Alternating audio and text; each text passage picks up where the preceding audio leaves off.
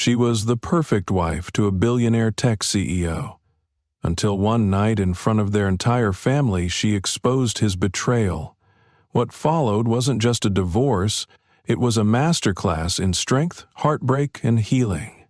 Evelyn's journey will move you, shock you, and maybe even inspire you to reclaim your own voice. Where are you watching from? Drop your city below. And don't forget to subscribe so you never miss another story that speaks straight to the soul. The ballroom shimmered beneath 1,000 points of light, each crystal droplet on the chandeliers refracting like frozen stars. Waiters in white gloves moved silently across the marble floor, refilling glasses and offering hors d'oeuvres no one could pronounce but everyone pretended to enjoy.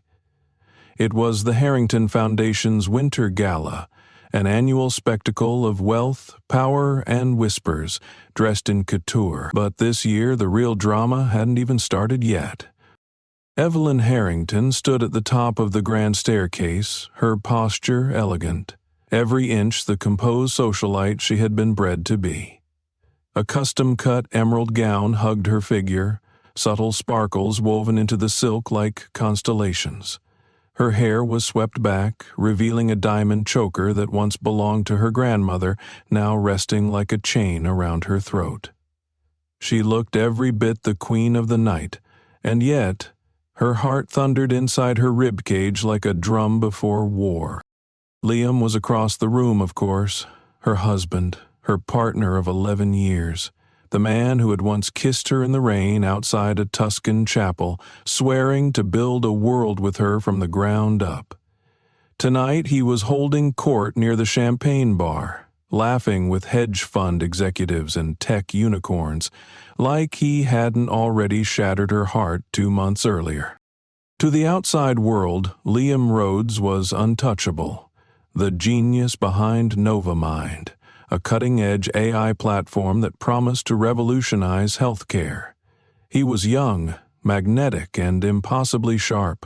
Investors adored him, journalists followed his every quote. And here, in the glittering center of New York's elite, he was practically royalty. But Evelyn knew better. Her fingers trembled slightly as she curled them around the stem of her wine glass. She hadn't taken a sip. Not tonight. She needed a clear head, because this wasn't just another gala. It was a performance. One final act before the curtain came down on the lie she'd been living. As she descended the staircase, all eyes turned toward her. Whispers swept through the crowd like wind brushing silk. Some people smiled warmly, others with veiled judgment. Her mother, seated at a table near the stage, gave her a barely perceptible nod. Support or warning? Evelyn couldn't tell. A jazz quartet played softly near the back of the room, the melody smooth and distant, like something drifting in from a dream. Liam glanced up mid-laugh, catching sight of her. For a moment, the charm in his eyes faltered. He looked surprised, maybe even nervous. Good. She made her way through the crowd, guests parting for her like she carried a crown. A few reached out with compliments. "You look stunning, Evelyn. That dress is divine." But she barely registered them. Every step forward felt heavier, like wading through water thick with memories. It wasn't always like this. Once upon a time, she'd floated into rooms like this on Liam's arm, the two of them beaming, unstoppable, drunk on each other and the empire they were building. Evelyn had believed in him completely. She had defended his late nights, his constant travel, the startup chaos he said would pass once they made it. She had called it sacrifice, commitment, vision. But somewhere between the IPO roadshows and keynote speeches, Liam had stopped coming home with the same light in his eyes. His laughter no longer reached his chest. He began speaking in bullet points, planning their lives like a strategy deck. Evelyn became something between an assistant and a trophy. A woman kept on a shelf, polished, admired, but no longer touched with intention. And then came Mira Langford, the strategist, the consultant, the reason Evelyn had stopped sleeping. She tried to push the thought aside. Not here, not now. At the center of the room, a silver bell chimed softly. The MC approached the microphone on the stage, offering a polished introduction for Evelyn, praising her philanthropic efforts, her tireless work in art education, and her dedication to children's mental health programs. Polite applause followed. Evelyn stepped up to the microphone, the spotlight casting a warm glow across her features. For a moment, silence hovered like a held breath. She smiled, not the kind people photograph, but the one she hadn't used in months. The smile of someone who had nothing left to lose. "Good evening," she began, her voice calm, clear. "Thank you for being here tonight. This gala means a great deal to my family and to me, and I'm honored to stand here with so many of you who've supported our vision for change." People nodded, smiled. Liam watched her, a flicker of unease in his gaze. "But tonight, I want to share something personal. Something I never thought I'd say in front of so many people." The room shifted, attention sharpened, conversations stopped. "For years I believed in the fairy tale, you know the one. Two people meet, fall in love, build something together, and if you work hard enough, if you give everything, you can weather anything." A pause. "But sometimes hard work isn't enough, and love can't survive what's never spoken." Liam shifted in his seat, several heads turned toward him now. "I've spent the last few months watching the man I once shared everything with become a stranger. I've seen phone calls answered in the dark, trips extended for meetings that never happened, lies delivered with a kiss on the forehead." The room was now silent. No one moved, not even the waitstaff. "And I've told myself 1,000 times to wait, to believe, to hope. But tonight, I'm done hoping." Evelyn's voice didn't waver. She was steel. "I'm leaving my husband." The words hit like a thunderclap. Gasps, audible ones. A champagne glass slipped from someone's hand and shattered on the marble floor. Evelyn didn't flinch.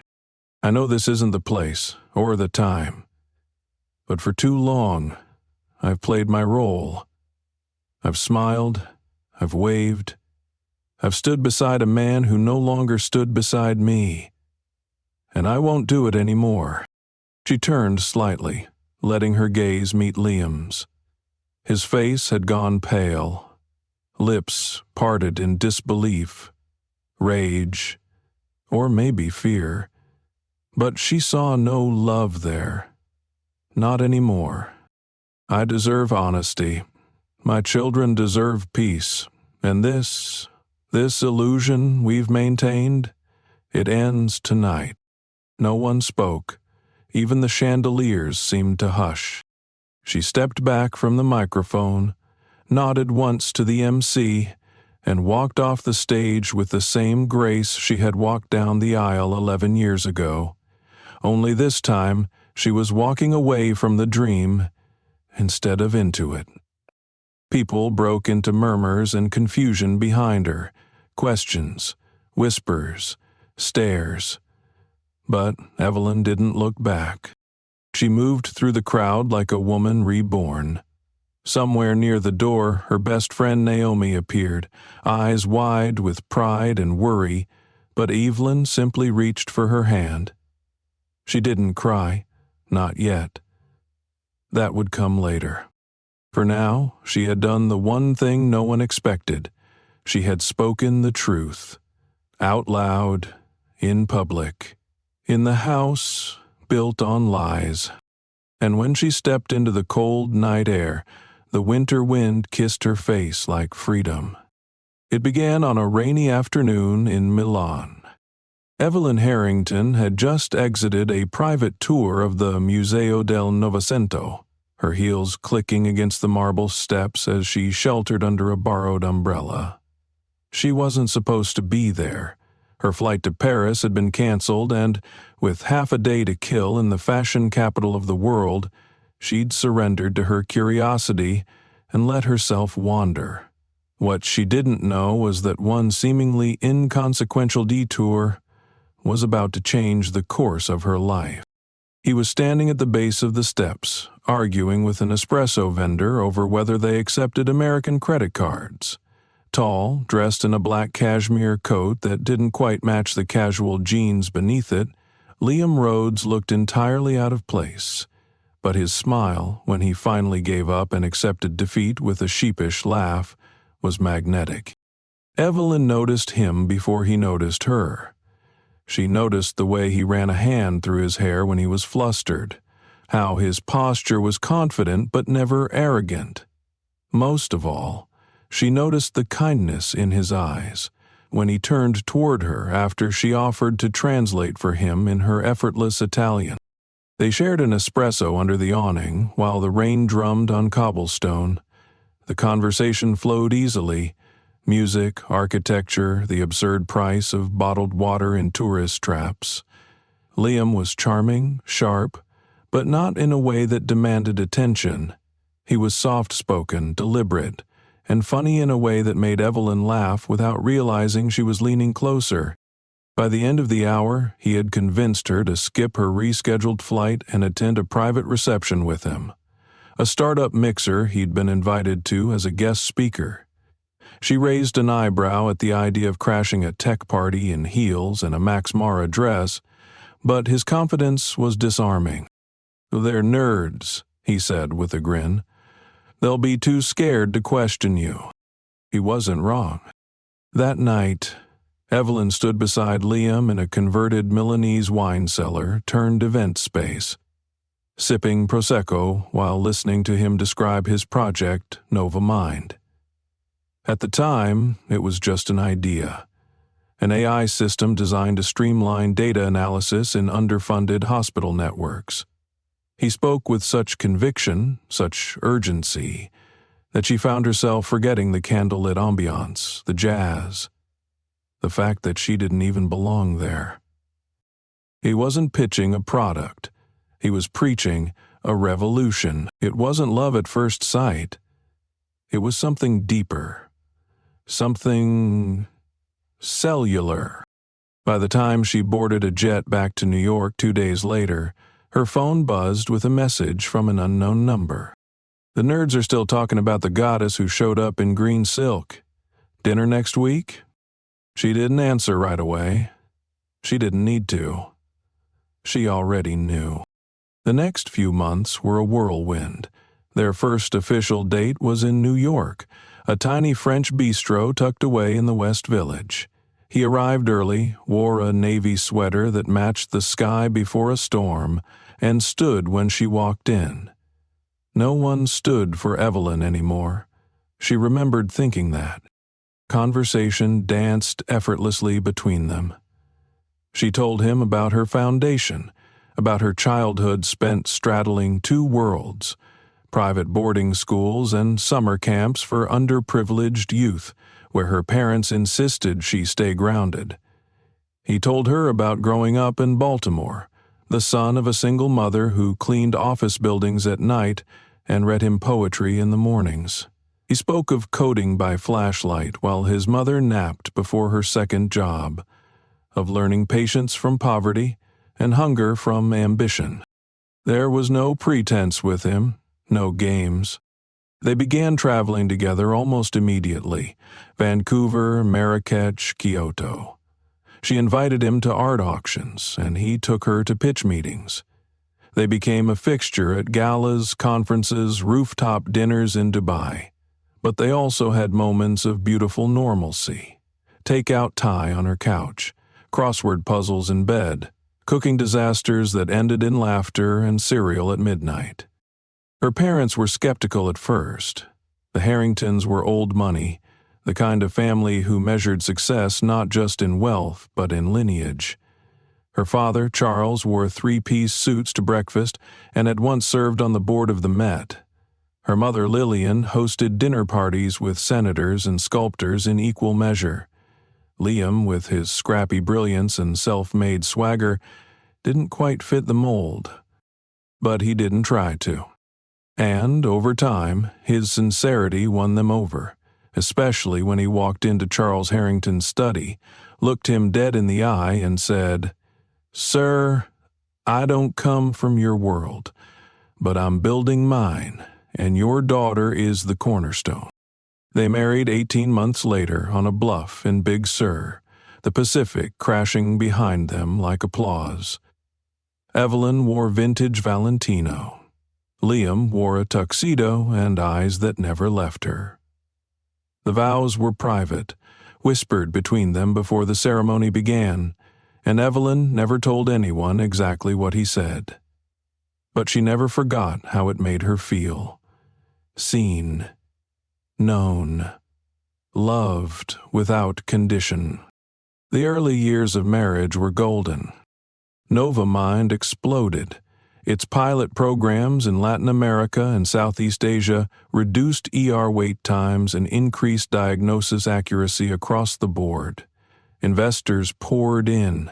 Articles crowned Liam a visionary. Time magazine called him the empathetic disruptor. He became the face of tech with a soul. Evelyn, for her part, remained his fiercest supporter. She expanded her own foundation, opening arts and wellness programs in inner-city schools and domestic violence shelters. She traveled with Liam often, helping him build cultural bridges when entering foreign markets. She spoke 4 languages and knew how to disarm a boardroom with a look. They were a force. And yet, success is a funny thing. It doesn't always unite. Sometimes it devours. The first crack came 2 years in, after the IPO. Suddenly, NovaMind wasn't a cause, it was a company. With shareholders, deadlines, public expectations, Liam began sleeping at the office. They skipped vacations, canceled date nights. Conversations shrank into logistics. Who's taking the dog to the vet? Which gala should they skip? And had anyone called the nanny about Sophie's preschool orientation? The passion faded gradually, like a song moving into a different key. There were still moments. Late-night dances in the kitchen. Long walks through Central Park when the city quieted.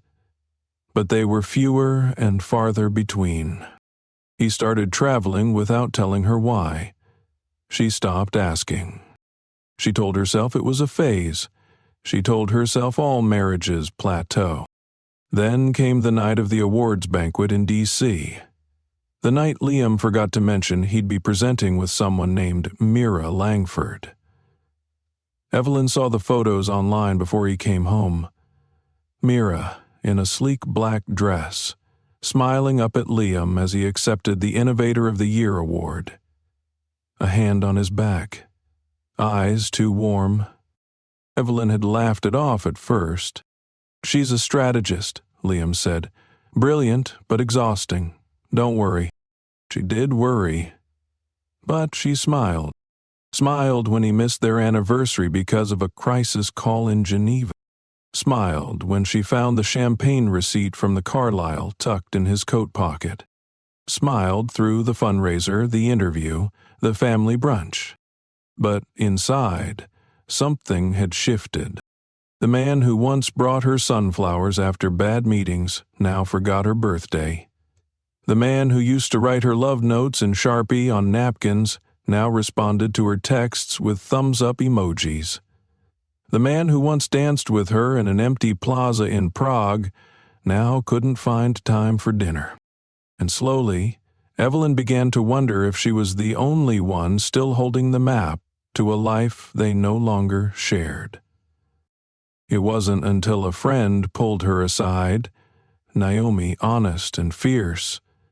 that Evelyn admitted what she already knew. "Are you happy?" Naomi asked. Evelyn's smile faltered. "Does it matter?" "It matters more than anything." Evelyn didn't answer, but that night, she didn't sleep. Instead, she stood at the window of their penthouse, watching the lights of the city below, wondering how far you could fall from someone you once believed was your home, and whether love, even real love, could survive in a world built to distract us from what we no longer say out loud. The first time Evelyn truly felt the shift was a Thursday. It was the kind of mundane, overcast afternoon that passed without ceremony. Liam was supposed to be working from home, some board strategy session on Zoom that had run long. Evelyn had come back early from a luncheon uptown, still carrying the scent of peonies and Prosecco on her coat, expecting to find her husband in the study or maybe on the terrace with his ever-present iPad. Instead, she walked into silence. The coffee he made that morning was still half full. Cold. Forgotten. His phone sat on the kitchen island, screen dark. The housekeeper said he'd left just for a bit. No explanation. By now, the absences were routine. The calendar didn't matter anymore. Liam had become a ghost with a perfectly structured alibi. There was always a meeting, always a call, always something urgent. But it was the way he didn't explain himself that burned. It was the way he stopped saying goodbye. She wandered into the bedroom, the air still faintly laced with his cologne. Sandalwood and something faintly metallic, like the inside of a new car. She paused at the closet door and opened it, not expecting to find anything. But something had shifted. Literally. There was a suitcase tucked behind his usual overnight bag, sleek, new, and unfamiliar. She unzipped it slowly, half hoping it was empty. It wasn't. Inside was a pressed navy button-down shirt she'd never seen him wear, a pair of jeans not his usual brand, and nestled at the bottom beneath an emergency phone charger and a sealed cologne bottle was a hotel receipt from the Grafton, an upscale boutique hotel in Soho. 1 night, 2 guests. No name. Her hands shook. She told herself it didn't mean anything. It could have been for a client, a meeting, something last minute, but her gut twisted. The kind of twist you don't ignore, unless you're afraid of what you'll unravel. That night, she didn't say anything. She just set the receipt on his side of the bed like a breadcrumb and went to sleep, with her back to the wall. When he returned around midnight, his footsteps were unusually quiet. She pretended to sleep, counting the seconds it took for him to undress. He didn't ask about the receipt. He didn't lie. He simply ignored it. And somehow, that hurt worse than a confession. The days blurred. Liam became increasingly untethered, present in body, absent in soul. He responded to her questions with vague, friendly efficiency, like she was a PR firm he no longer wanted to offend. When she asked about the Grafton, he blinked once, then chuckled softly. "Oh, that. Just a pop-in with Mira and the Tokyo execs. We needed a neutral spot for privacy." No further detail, no warmth, just that perfect deflection. Evelyn nodded slowly and said nothing, but inside, something had begun to calcify. She stopped asking questions, not because she trusted him, but because she was too tired to keep chasing ghosts through the corridors of her marriage. She kept moving through the rituals, brunches, galas, her own foundation's meetings, wearing curated smiles and designer silence. Only Naomi saw through the performance. She pulled Evelyn aside after a charity auction one evening, gripping her elbow with the urgency of a lifeline. "You're disappearing," she said. "I'm still here," Evelyn replied. "No," Naomi whispered. "You're performing. There's a difference." That night, Evelyn stood in front of the full-length mirror in their bedroom, studying her reflection like a stranger's. She looked perfect. She always did. But perfection had become a prison. No cracks allowed. No truth unless sanitized for public consumption. She undid the clasp of her necklace and caught her own eyes just as the diamond dropped into her palm. That's when she decided to find out the truth. Not speculation, not instinct, evidence. She started small, monitoring his travel itinerary, noting the discrepancies between his stated meetings and where his phone's GPS suggested he had been. She never hacked his device. She didn't need to. Liam had grown careless. Maybe he thought she wasn't looking. Maybe he didn't care anymore. He once left a message thread open on the kitchen iPad. Absent-minded, in a rush, Evelyn only glanced for a moment, but it was enough. A message from a contact saved only as M. "Still thinking about last night. You're dangerous when you laugh. Lou. You bring it out of me." Her blood ran cold. Dangerous. Not sweet, not professional, dangerous. She clicked the screen off and walked away, heart hammering in her chest. That night, she made dinner, roasted chicken with lemon and rosemary, his favorite, and waited for him to come home. When he did, she greeted him with a kiss on the cheek, poured him a glass of wine, and asked him how the Singapore investors were doing. He smiled. Lied. Said it went well. She smiled back. Lied. Said she believed him. After dinner, she curled up beside him on the couch and watched him scroll through emails. He chuckled once. Some meme sent by Mira, no doubt. And when he turned the screen away slightly, she felt it. The weight of the secret he was desperately trying to balance behind his eyes. It was thrilling, in a way, to know and not let on, to play the fool so convincingly that even he began to believe she didn't know. But it was also suffocating. One morning a package arrived for Liam. She signed for it, a habit more than anything, and opened it under the assumption it was some tech prototype or luxury gadget. It wasn't. It was a silk scarf, pale rose, hand-stitched, expensive. The note inside was scrawled on thick cardstock. For next weekend. Paris deserves you in pink. Evelyn held the fabric between her fingers for a long time, feeling the softness, the lie woven into every thread. Then she folded it back into the box and slid it into the drawer where he kept his watches. Let him find it, let him wonder. Still, she said nothing. Not yet. She needed more. So she reached out to Darren, Liam's longtime driver. A quiet man, loyal, discreet. Evelyn had known him for years, trusted him to take the children to school and pick up her parents from the airport. He was family, in his own quiet way. Over coffee one morning, she asked, carefully, if he had noticed anything unusual about Liam's routes lately. Darren hesitated. Then, with visible discomfort, he admitted Liam had asked for several unlisted pickups. No destination shared, no return time provided. He asks me to park around the corner, Darren said quietly. From this loft complex in Tribeca. Doesn't want the car visible. She nodded slowly. How often?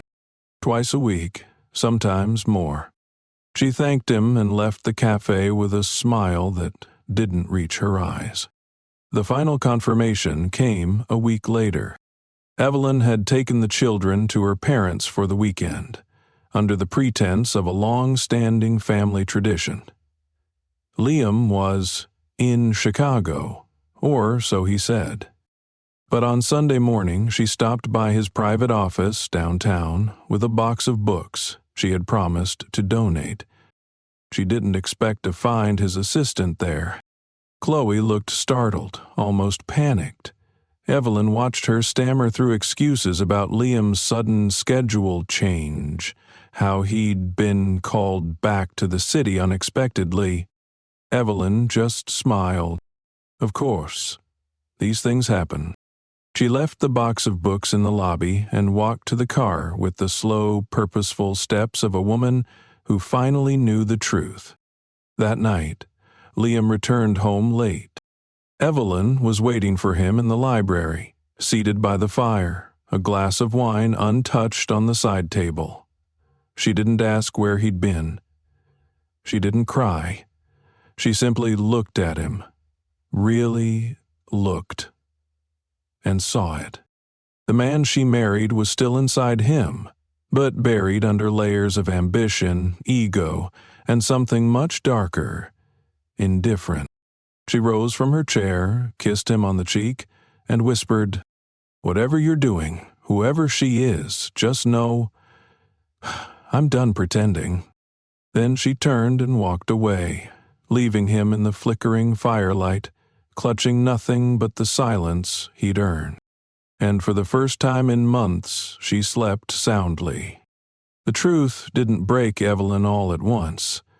It came like a rising tide, creeping higher with every wave of denial she refused to retreat from. In the days after her quiet confrontation in the library, Liam acted as though nothing had changed. He continued moving through their home with mechanical grace, offering updates about the Novamind board, glancing at his phone between spoonfuls of oatmeal, kissing the kids' foreheads in the morning with perfect timing and hollow warmth. It was a performance he'd perfected, perhaps even believed. But Yvonne had stopped watching the show. She started listening instead, to the silences between their conversations, to the quick flicker in his eyes when she mentioned travel plans, to the half smile he gave her when he said, "Just another late night." The distance between them wasn't emotional anymore. It was geographic, measurable, mapped in his movements. She became her own investigator. There were patterns, she realized. Liam was gone every other Thursday, each time claiming meetings with investors from Munich. Evelyn had never seen flight confirmations, never saw agendas, just absences, marked with vague business justifications. So she traced the trail. One night, after the children were asleep and the house hummed with stillness, she opened his laptop. She didn't guess the password. She didn't need to. It was still her name. Evelyn 86. That alone broke something soft inside her. She clicked through his emails. Most were what she expected. Company updates, board summaries, correspondence with venture capital firms. But buried between spreadsheets and slide decks was a forwarded hotel confirmation. It was for the Vendôme, a luxury hotel in Paris, not Munich. The reservation wasn't under his full name, just L. Rhodes. And it listed a second guest, Mira Langford. Her breath caught. There was nothing ambiguous about it. The room was a suite, booked for 5 days, complete with couples massage reservations and a private Seine River tour. It wasn't a business trip. It was a getaway. Intimate, romantic, intentional. Evelyn sat motionless in the glow of the screen, the click of the clock on the mantel the only sound that reminded her time was still moving. The next morning, she didn't cry. She made pancakes for the kids. She signed off on a new school grant from her foundation. She kissed Sophie's forehead and fixed Noah's tie before his school recital. Then, she called a friend, someone she hadn't spoken to in months. Mech. He was a cybersecurity consultant who once helped her foundation deal with a ransomware scare. Sharp, trustworthy, quiet. He owed her a favor. "I need you to check something for me," she said, voice level. "And I need you to be discreet." He didn't ask questions, just said, "Send me the details." Within 48 hours, Max had mapped Liam's digital trail over the past 6 months. Hotel check-ins, flight itineraries, credit card transactions, even a dinner reservation under Mira's name that Liam paid for, using a secondary account Evelyn didn't know existed. But it was the photographs that unraveled her last thread of denial. Max sent her one image, just one. Liam in Santa Monica, stepping out of a black car. Dressed casually, no wedding ring, his arm wrapped around Mira Langford, who was laughing at something he'd whispered. Her body leaned into his hand rested at the small of her back like it belonged there. It was a moment of joy, unguarded and damning. Not business, not innocent, not something that could be explained away with another sterile, corporate excuse. Evelyn stared at the photo for what felt like an hour. Every detail etched itself into her mind like a brand. The angle of his smile, the curve of Mira's lips, the casual intimacy of their bodies. It was a portrait of betrayal, candid and cruel. She didn't call Liam. She didn't scream or rage or throw a vase against the wall. Instead, she printed the photo, folded it into an envelope, and placed it in the drawer beside her wedding album. Then she waited. Liam returned from Munich 3 days later, breezing through the front door like he hadn't just detonated the core of their family. Evelyn met him in the foyer, calm as a lake, handed him a cup of coffee, and asked how the summit had gone. He smiled. Lied. Intense but productive. She nodded. Good to hear. He never noticed the way her hand tightened around the coffee cup, her nails pressing crescent moons into the porcelain. That night, Evelyn lay awake long after Liam's breathing had gone deep and steady. The moonlight spilled across their bedroom like a spotlight on a stage, and she watched it dance across the photo frames on their wall. Vacations, anniversaries, baby showers, snapshots of a life that had felt so solid, so unshakable, and now it felt like she was sleeping beside a stranger, wearing her husband's skin. The next morning, Evelyn took the kids to her parents. She told them it was a weekend visit. She told Liam she had a speaking engagement out of town. He didn't question it. Back home, alone, she began gathering the pieces. She reached out to her legal team, not to file anything yet, but to prepare. She requested records, asked quiet questions about asset division, secured copies of property titles, stock portfolios, and trust accounts. It was like laying sandbags before a storm she already knew was coming. And still, she didn't confront him. She needed one more truth, something undeniable, something that would slice through the last of his lies like glass through silk. She turned to Darren again. The driver hesitated when she asked about the Paris trip. He looked away, shifting his weight from foot to foot. "How is Motohomia?" "I can't lie to you, ma'am," he said quietly. "I dropped them off at JFK. I saw them board the flight together."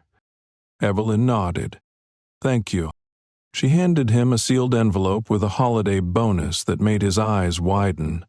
He tried to refuse, but she insisted. "You didn't betray me," she said. "You just confirmed I wasn't crazy." That night, she waited until Liam had gone to sleep, then pulled the hotel confirmation, the Santa Monica photo, and a printed screenshot of Mira's latest Instagram post, a view from their Paris suite, captioned, "Found Heaven." She laid them out across the dining table like evidence in a courtroom. The next morning, Liam came downstairs, half-dressed, scrolling through emails. He paused when he saw her sitting at the table, chin resting on her hands, the evidence spread between them like cards in a game he'd already lost. He froze. His lips parted. "Evelyn," said. He obeyed. She didn't raise her voice. She didn't sob. She didn't accuse. She simply looked him in the eye and said, "I want you to tell me the truth. No more versions, no more strategy, no more PR spin. Just the truth." For a moment, he'd tried to find it, the charm, the script, the deflection, but it didn't work this time, not with her. He folded. "Her name is Mira Langford," he said. She started as a strategist. They worked late, they talked.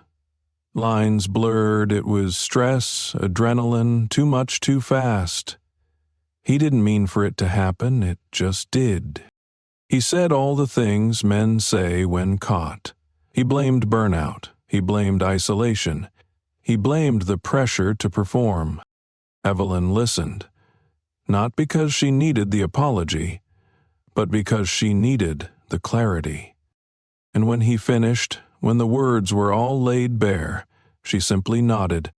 "I figured," she said. His shoulders slumped. "That's it?" "No," she said softly. "That's just the beginning." She rose, gathered the papers, and left him at the table, alone, diminished, and, for once, speechless. Later that night, when the house had gone quiet again, Evelyn stood in the doorway of her children's bedrooms, watching them sleep. Sophie was curled into a tight ball, her tiny hand gripping a stuffed panda. Noah had kicked off his blanket again, as usual, his face peaceful in the glow of his nightlight. She loved them more than anything, and she knew what came next wouldn't be easy. But she also knew they deserved to grow up in a house filled with truth, not tension. Real safety, not the illusion of stability. Evelyn turned off the light, closed the door, and exhaled deeply. She had the truth now, and with it, the power to decide what came next. The night of the Harrington Legacy Gala arrived on the tail end of a thunderstorm that had rolled through Manhattan like a warning. By evening, the skies had cleared, but the air remained heavy, thick with the kind of tension that makes even chandeliers feel like they're watching. Inside the ballroom of the Harrington estate, every inch gleamed with curated perfection. Gleaming floors, towering floral arrangements in crystalline vases, live strings humming Mozart in the background. Guests moved like silk between canapés and whispered conversations, their laughter just loud enough to hint at comfort, but never loud enough to seem careless. But Evelyn was not comforted. She stood in front of her vanity, her reflection still for a long moment before she reached for the lipstick. Deep red, the same shade she'd worn the night she and Liam first danced in public. The gown was custom, floor-length, midnight blue, with a neckline that said power and grace in equal measure. Naomi had called it a weapon stitched in satin. As she stepped into her heels, her heart beat a quiet war drum in her chest. This was no longer just a gala. It was the reckoning. Downstairs, Liam was already holding court, surrounded by politicians, executives, and those obscenely rich West Coast venture types who all dressed like they were trying to be the next Steve Jobs. He wore a tailored tuxedo and the smile of a man who still thought everything could be spun. Every detail about him was calculated. The loosened bow tie, the drink in hand, the way he laughed just a half second after the punchline as if he'd already moved on to the next pitch. But Evelyn saw through it. She saw how his eyes darted every few minutes toward the staircase. She saw the stiffness in his jaw, the nervous tapping of his fingers against the crystal glass he didn't realize he was doing. He knew. Maybe not exactly what she would say or when, but he knew. The music shifted. A butler moved discreetly to Evelyn's side as she stepped down the marble stairs. "Mrs. Harrington," he whispered, "everything is ready." "Thank you," she replied, her voice steady. Naomi met her at the base of the stairs, her expression a quiet cocktail of anxiety and admiration. "You sure?" Naomi whispered. "I've never been more sure of anything in my life."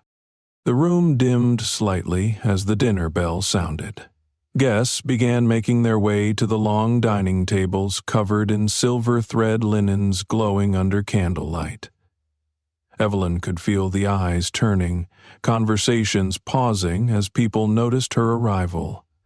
She smiled, not brightly, but calmly, the kind of smile that made people nervous without knowing why. As everyone took their seats, she gave a small nod to the head butler. He paused the first course, just as planned.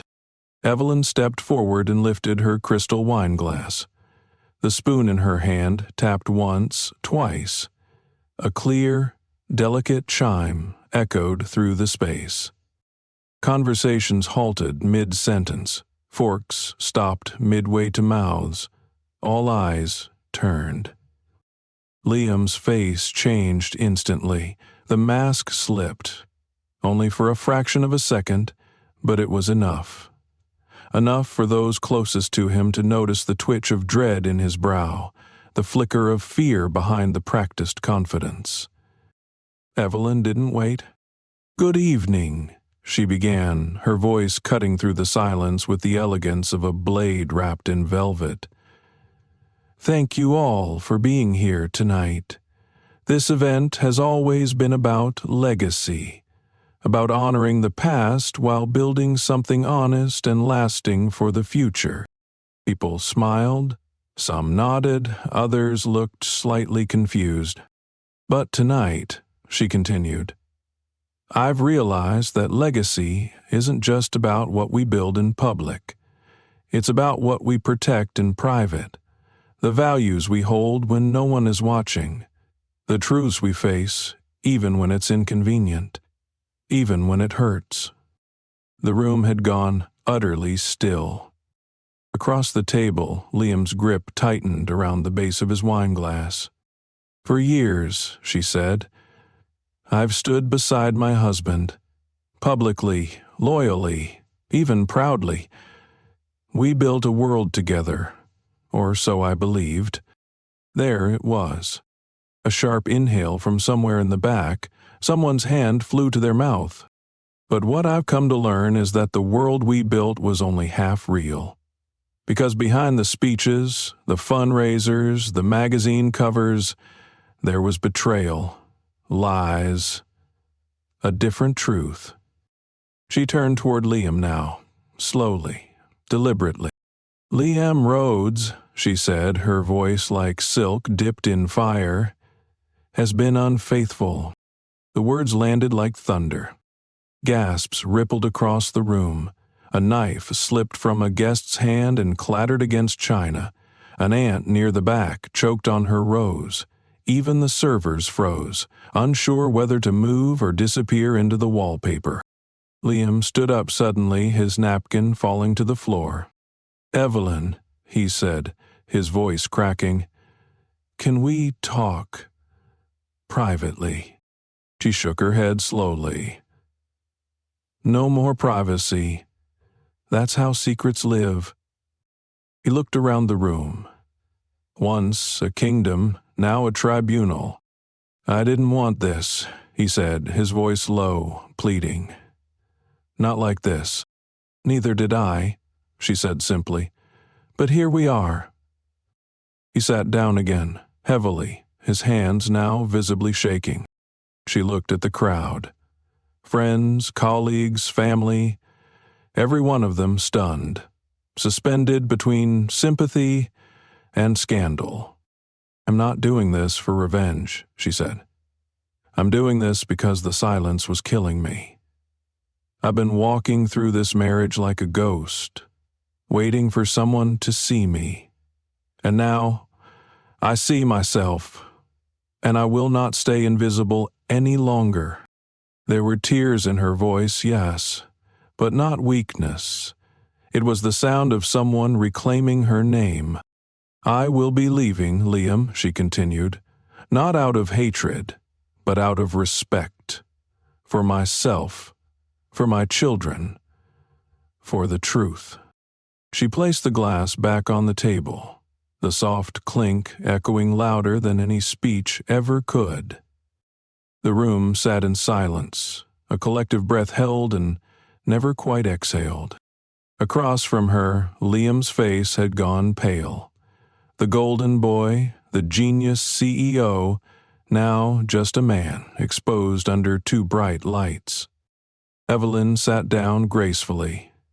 Her hand trembled only slightly as she reached for her napkin. It was done.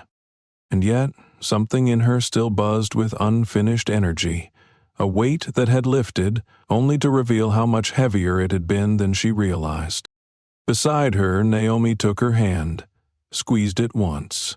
The gesture said everything: pride, awe, sorrow. Around the room, the whispers had begun.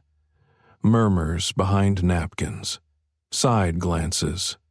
Cousins leaned in, uncles whispered to wives. The room had become a hive of barely restrained chaos. And Liam? He just sat there, hollowed out, staring at the remains of what he used to own. The servers resumed movement, awkwardly, cautiously. The first course arrived like an afterthought. Few people touched their plates. But Evelyn? She lifted her fork, took one bite, chewed slowly. She was still hungry, for clarity, for justice, for peace. And tonight was only the first course. After the dinner, she stepped out into the courtyard, the cold night air rushing to meet her skin. She could breathe. For the first time in months, she could breathe. Behind her, the ballroom buzzed like a hive on the verge of collapse, but out here, under the stars, she felt still, whole. A sound caught her attention. Footsteps. She turned and saw Naomi approaching, wrapping a shawl around her shoulders. "I've never seen anything like that," Naomi whispered. "You detonated a bomb with a whisper."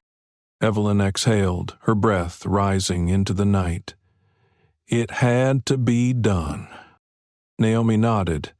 He looked ruined. Evelyn shrugged gently. Good. They stood there for a moment, side by side.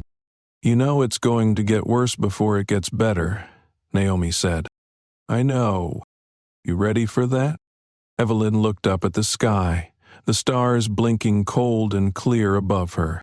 "I'm ready for whatever comes," she said, "as long as I never have to lie to myself again." And with that she turned back toward the house where the future waited. Raw, uncertain, but finally hers to choose. The fallout came quickly, like glass shattering in slow motion, each jagged shard catching the light before cutting deep. Within 24 hours of the gala, word had spread beyond the ballroom. By Monday morning, the headlines had arrived. Billionaire betrayal. Evelyn Harrington announces split from Novamind CEO Liam Rhodes at family gala. The story exploded across social media, making its way from anonymous gossip accounts to full-page spreads in national outlets. And though Evelyn hadn't given a single interview, the silence around her only added oxygen to the fire. The press speculated, Columnists speculated. Even her dry cleaner speculated. Who was the mystery woman? How long had the affair lasted? Was Mira Langford still involved with Novamind? What would happen to the Harrington Foundation?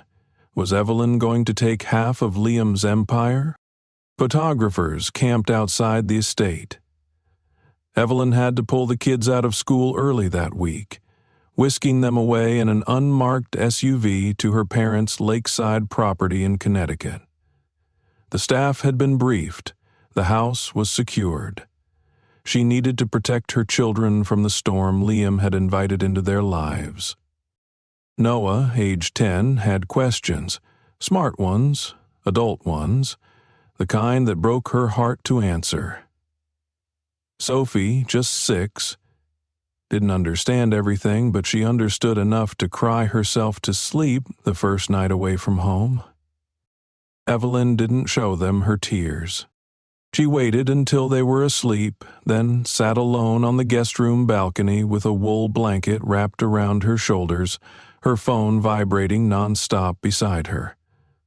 Journalists, friends, board members, even relatives she hadn't spoken to in years.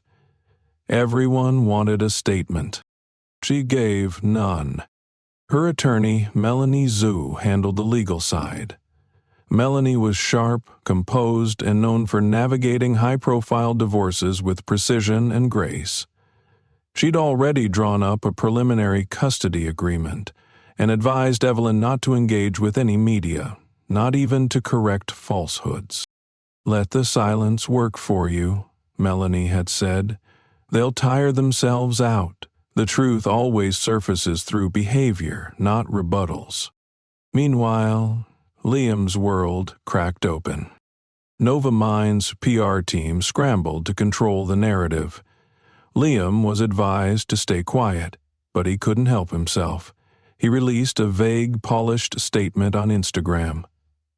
White text on a black background, the now familiar digital confessional of the modern scandal. "I take full responsibility for the pain I've caused. Evelyn has always been the heart of our family, and I deeply regret the mistakes that have led us here. I ask for privacy and compassion for our children as we navigate this time." The comments exploded. Some sympathized. Others eviscerated him. Mira Langford vanished from the public eye. Rumor had it she'd been placed on indefinite leave from Novamind and had relocated to Europe. Evelyn didn't care. She no longer had room in her heart for rage. What had once burned hot now only smoldered in the background. Sharp, but distant. What consumed her now was the practical wreckage. Division of assets, custody schedules, frozen charity accounts awaiting legal clarification. Even her family's estate lawyers had to get involved to untangle joint investments that Liam had managed for years. And yet, through the whirlwind of chaos, she remained composed, grieving in private, holding her ground in public. She wore no mask, just quiet dignity. Liam, on the other hand, was unraveling. He moved out the day after the gala, temporarily taking refuge in a penthouse he kept downtown. Sleek, modern, soulless. He tried to pretend everything was under control. He showed up at work, attended meetings, smiled during video conferences, but the performance no longer held. He was distracted, withdrawn, angry in quiet bursts. The executive board noticed. Investors whispered. Worse yet, his children didn't want to speak to him. When Liam tried to FaceTime Noah and Sophie from the penthouse, they were polite but distant. Noah barely said 5 words. Sophie asked when he was coming home, then cried when Evelyn gently explained that he wouldn't be. Liam punched the wall that night. The pain in his knuckles felt appropriate. He began skipping meals. Work became a blur. Nights bled into mornings. He stopped responding to texts from Mira, eventually blocking her number. When she showed up at the Novamind office unannounced, he refused to see her. He wasn't angry at her. He was angry at himself for what he'd destroyed, for how easily he'd betrayed someone who had only ever believed in him, for trading a life of substance for one built on smoke. Then came the intervention. His sister, Ava Rhodes, flew in from Chicago. Ava was older, steadier, and never afraid to speak the truth, even when it hurt. She found Liam sitting alone in the penthouse, surrounded by unopened takeout boxes and a half-finished bottle of scotch. "This isn't you," she said, setting her bag down. "You're spiraling." "I deserve to," he replied quietly. "Yeah," she said. "Maybe you do, but you don't get to give up." "I lost her." "You broke her," Ava corrected. "But you didn't lose her. Not yet." He looked at her then, really looked, and she saw the man he used to be peeking through the haze of guilt. "What do I do?" "You start by fixing the only thing you still have control over," she said. "Yourself." And for once, he listened. He began therapy twice a week, quietly. No headlines, no posts. He met with a renowned relationship psychologist known for her work with high-profile figures. The first session broke him. He cried like a child. Not for sympathy, for clarity. The therapist told him something that stuck. Your behavior didn't start with infidelity. It started with absence, disconnection. You abandoned your relationship long before you stepped outside of it. Liam carried those words with him like penance. He scaled back at Novamind, handed off key responsibilities, began showing up to therapy with a notebook and no phone. He kept a journal, wrote letters to Evelyn. Never sent them, just wrote them. He became a man rebuilding something no one could see. But he didn't care. He wasn't performing anymore. And Evelyn, she noticed. Not through grand gestures, but through the absence of them. No desperate calls, no flowers, no apologies shouted into voicemails. Just stillness. And space. Then, one afternoon, an unexpected email from her attorney arrived. Liam Rhodes has expressed interest in moving forward with non-combative mediation. He is not contesting joint custody and has agreed to all financial disclosures. She stared at the screen.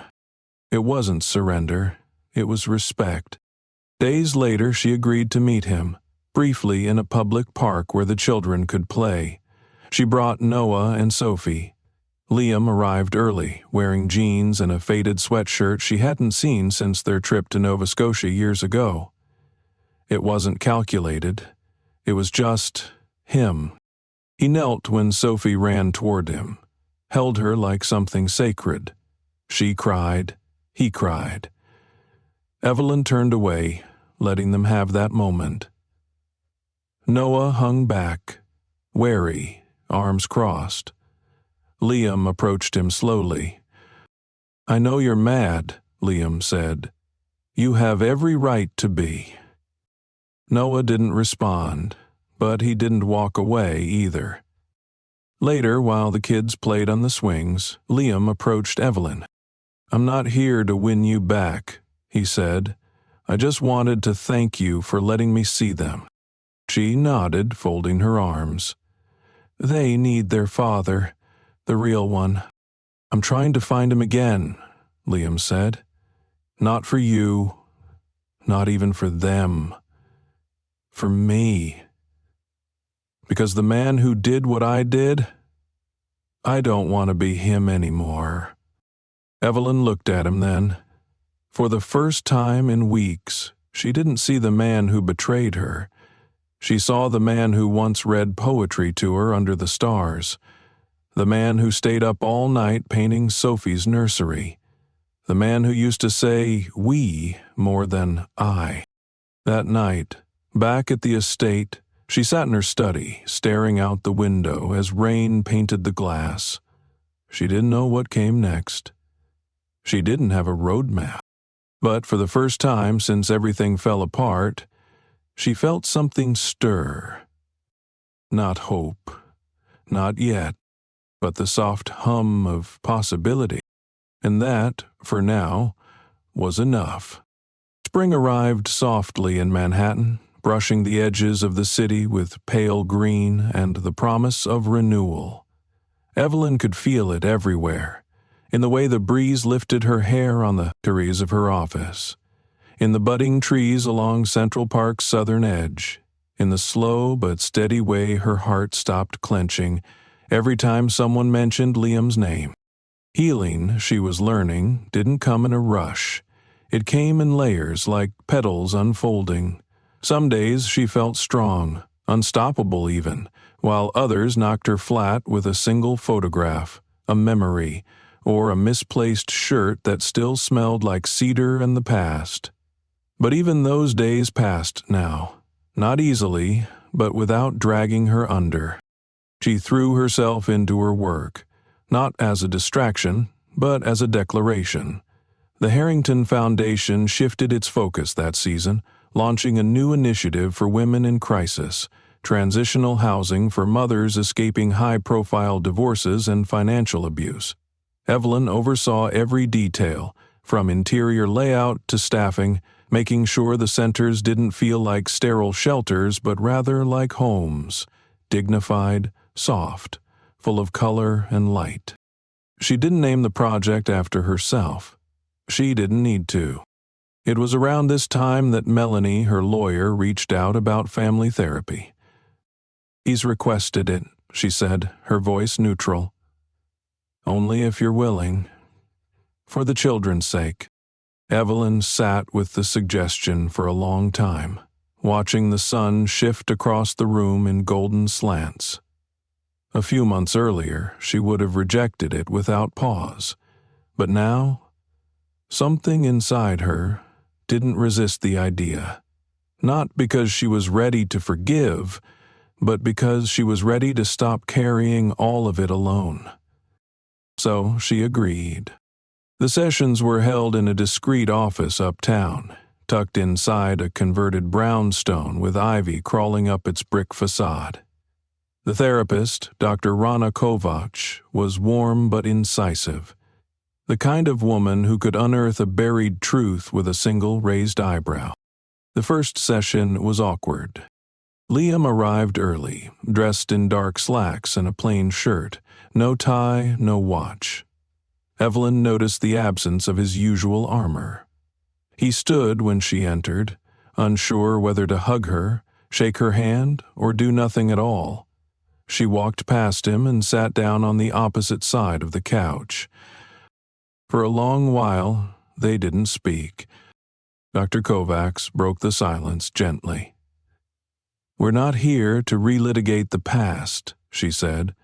"We're here to understand how to move forward. For the children, yes, but also for yourselves." Liam spoke first, his voice low, hesitant. "I know. I don't deserve to be here. But I want to be." Evelyn nodded. "Wanting doesn't undo what's been done." "I know," he said. "I'm not asking for that." He looked thinner than before, softer around the edges. There was no flash in his eyes, just fatigue and something else. Something closer to humility. Over the next few sessions they began to open, not like wounds, but like people stepping out from behind locked doors. Evelyn told the truth she'd never said aloud. How lonely it had felt to share a bed with someone who always had one foot out the door. How she used to rehearse conversations with him in her head, just to feel heard. Liam didn't interrupt. He didn't defend himself. He simply listened and sometimes quietly cried. He spoke, too, about the pressure, about building an empire and waking up one day realizing he'd become a man who prioritized boardrooms over birthday parties. He admitted to the affair, to the way Mira made him feel seen again. Not because she loved him, but because she didn't know who he'd stopped being. "I wasn't escaping from you," he said once. "I was escaping from the version of me I thought I had to be to keep up." Evelyn didn't absolve him, but she didn't strike back either. The room became a neutral space where pain could land without echoing forever. One session ended with Evelyn standing in the doorway, her coat folded over one arm. Liam walked past her, then paused. "You seem lighter," he said. She looked at him carefully. "Maybe I am." And she was. Because somewhere in that sterile office lined with books and glass water pitchers, she had begun to accept something difficult and beautiful. He might never be the man she married again, but she was no longer the woman who needed him to be. At home, the children began to ask about their father with less tension. Noah, once quiet and wary, started texting Liam about science fairs and new video games. Sophie colored him pictures that she asked Evelyn to mail. They arranged short visits, always in the daytime, always in familiar places. One sunny afternoon in May, Evelyn brought them to a botanical garden. Liam met them by the entrance, with a picnic basket and a nervous smile. He wore jeans. Real ones. The kind she hadn't seen him wear since the early days, when money was tight, and time felt limitless. They sat in the grass while the children chased butterflies. "You know," Liam said, unwrapping a sandwich, "the last time I was here, I proposed to a seed fund manager." Evelyn laughed, despite herself. "Sounds romantic." It wasn't. I was 27 and stupid. She said no. Thank God. They both smiled. It wasn't flirtation. It wasn't nostalgia. It was something quieter, like laying down a sword. That night, Evelyn journaled. "He's different, not dramatically, not perfectly, but noticeably. It's not a pitch, it's a posture. He's showing up, and not just for show." She paused, then added, "Still, I don't know if I can love him again. But I no longer hate him. Maybe that's enough. For now." The divorce proceedings continued in the background, slow and methodical. Lawyers drafted outlines, custody was formalized, assets were evaluated and split. There were no screaming matches, no surprise counters, no media leaks. When the final packet of documents was delivered to her home, Evelyn stared at the envelope for several minutes before opening it.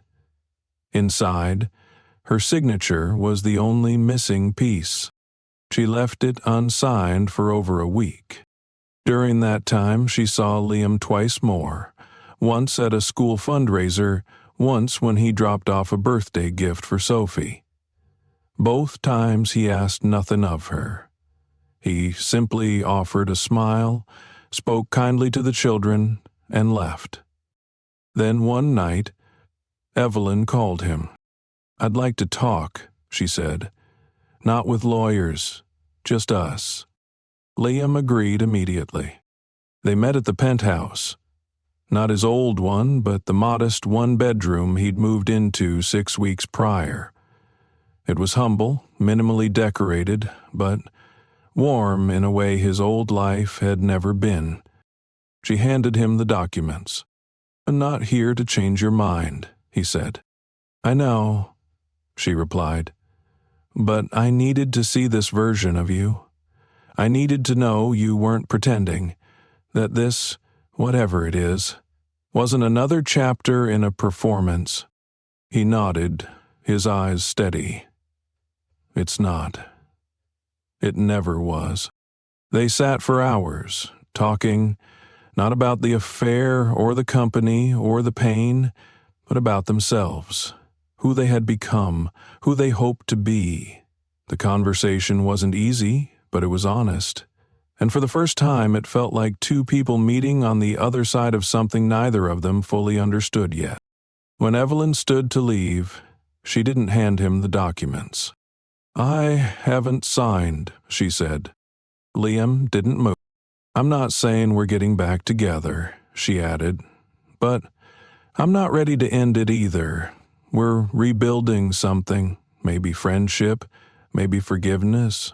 I just want to see what that becomes." Liam swallowed hard.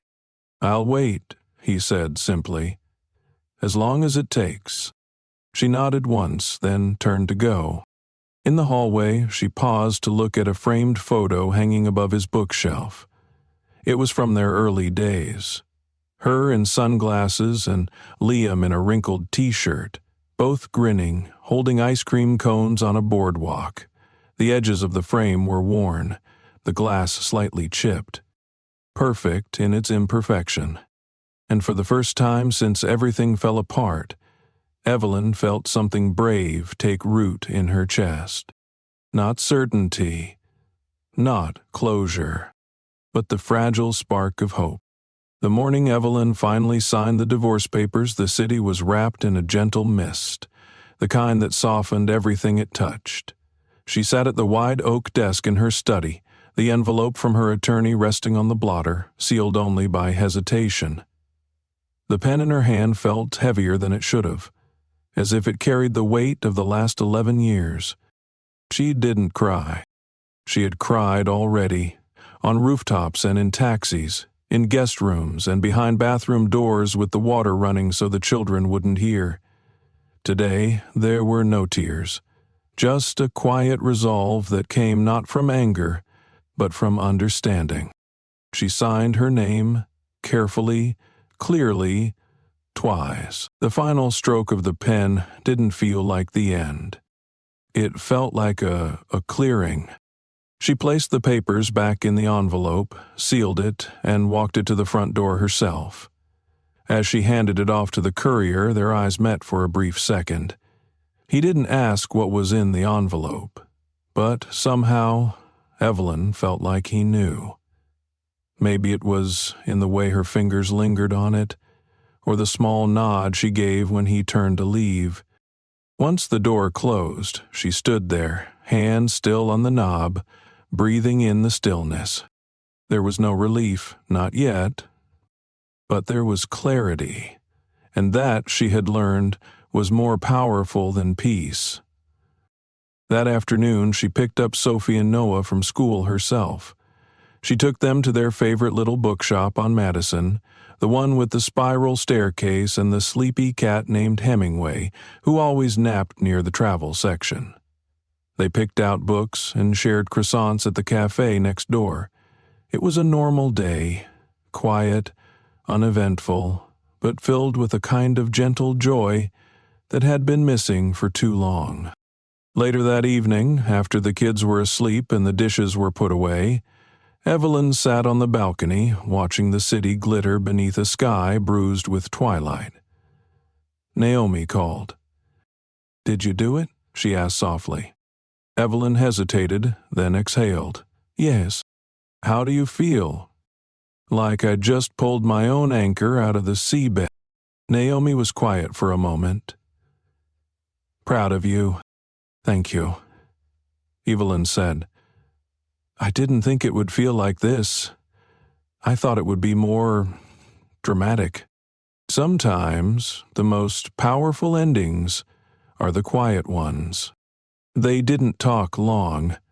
They didn't need to. Naomi had been her constant through all of it.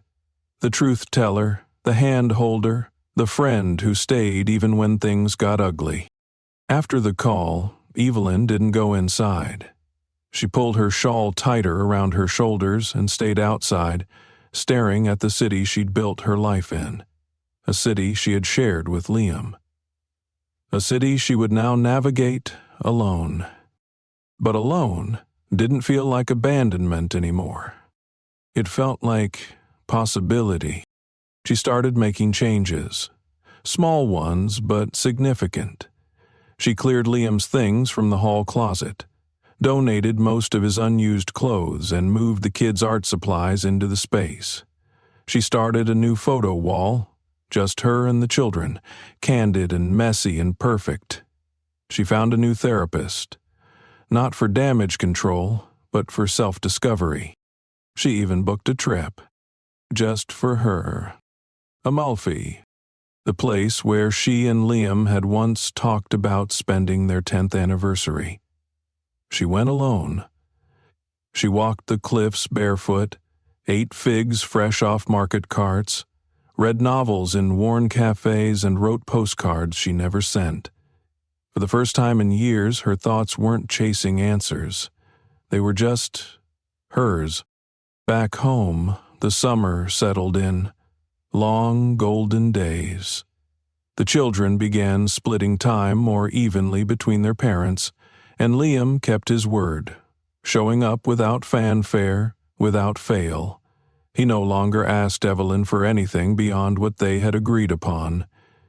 He didn't try to win her back. He didn't plead for second chances.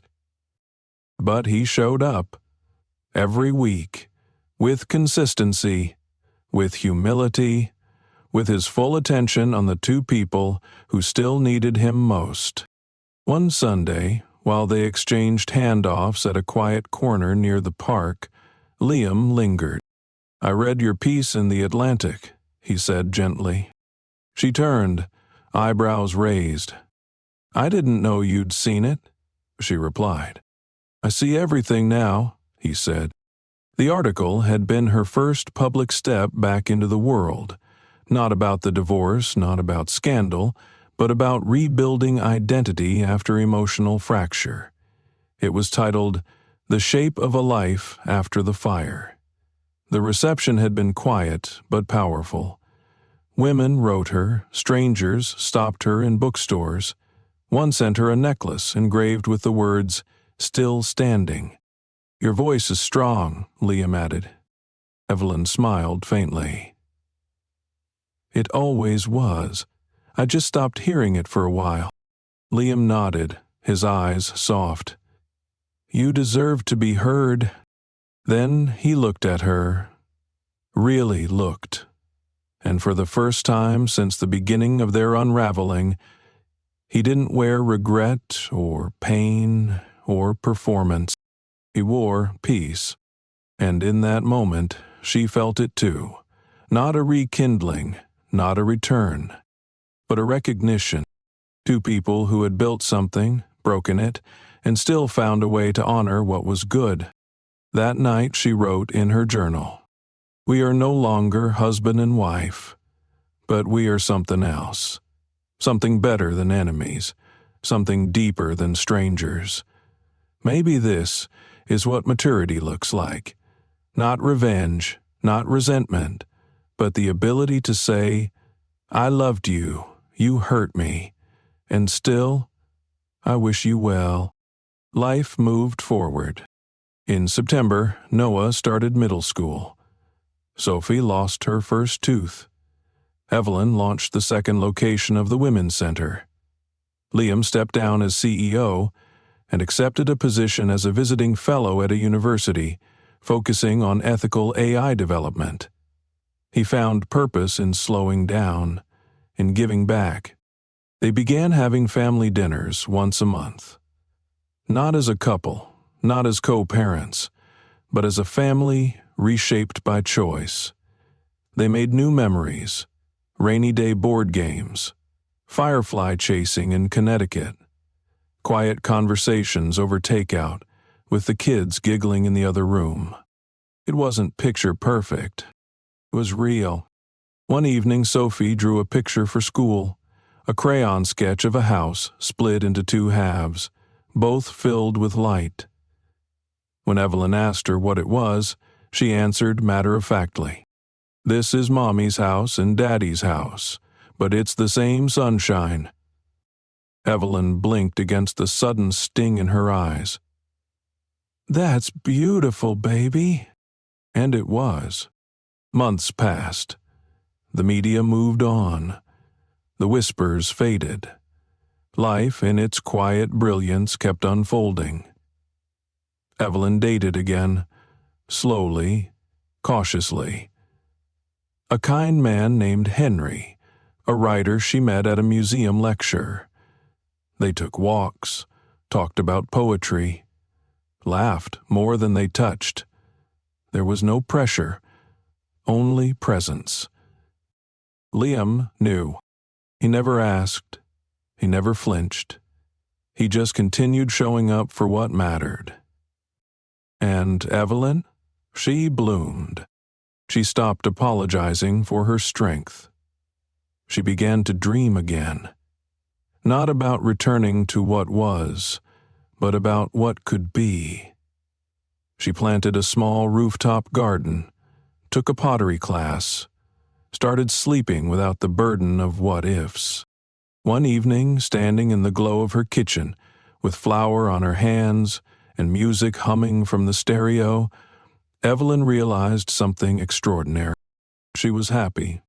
Not euphoric, not perfect, but deeply, earnestly happy. And it hadn't come from a new love, or revenge, or proving the world wrong. It had come from choosing herself. Over and over, gently, fiercely. The next time she saw Liam at Sophie's school recital, he smiled and waved from the crowd. Evelyn waved back. No tension, no weight. Just shared pride in the beautiful little girl who stood on stage, singing her heart out with ribbons in her hair. And as the applause filled the room, Evelyn clapped too. Not just for Sophie, but for the life she had built. The one that rose from the ashes. The one that belonged entirely to her.